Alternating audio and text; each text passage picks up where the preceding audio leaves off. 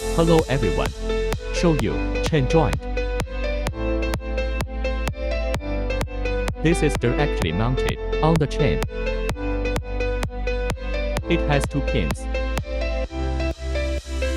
Put it in this hole.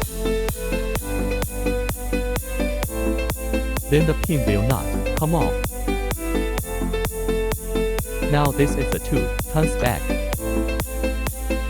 It's linked with an 8-turn chain. This is in the form of a pin shackle.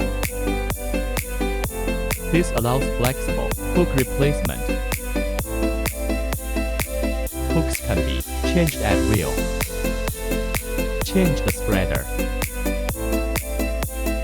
Easy to disassemble.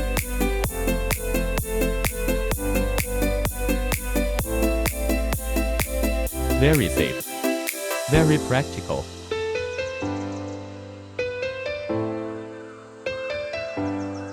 Thanks for watching. Friends who like it can help.